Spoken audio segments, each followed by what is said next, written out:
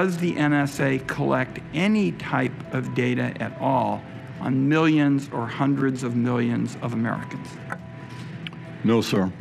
Not wittingly. Okay, we've had a problem here. This is Houston, say again, please. Tout ce que voit Snowden en interne, c'est l'inverse. C'est oui, il collecte des choses sur les Américains, il les utilise pas toujours, mais en tout cas, il cherche à collecter un maximum d'informations. Un lanceur d'alerte, qu'est-ce que c'est ? Les lanceurs d'alerte, ce sont des hommes et des femmes qui font le choix de dénoncer des faits graves ou des pratiques qui menacent l'intérêt général, comme le fait de porter des crocs en mode normal, sans bosser dans le milieu hospitalier, quoi.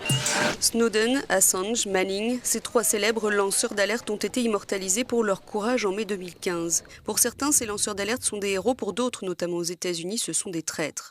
Julian Assange. Cet informaticien australien a fondé Wikileaks. Il s'agit d'une organisation non gouvernementale qui a déjà publié des millions de documents. Edward Snowden, un informaticien américain de 29 ans, employé de la NSA, a révélé les détails de plusieurs programmes de surveillance de masse secrets des gouvernements américains et britanniques.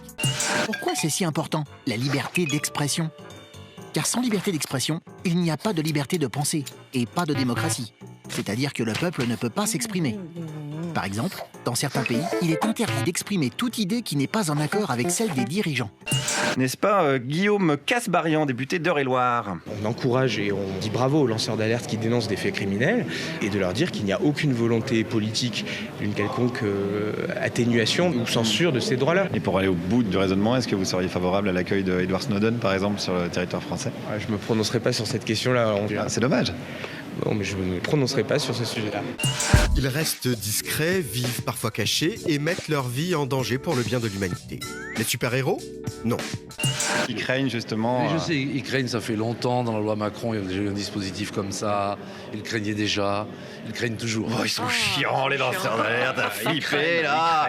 Tous ces gens qui ont sacrifié leur vie, leur santé, leur famille pour l'intérêt général, contrairement à ceux qu'on vient d'entendre, qui semblent défendre en général leurs intérêts. Aux États-Unis, par exemple, une législation existe, mais elle est limitée. Tout dépend en fait du secteur concerné par les révélations. Un bureau spécial, le Whistleblower Office, récompense à coups de millions de dollars les dénonciateurs de fraude fiscale. Mais certains sujets restent sensibles, comme l'armée ou le renseignement.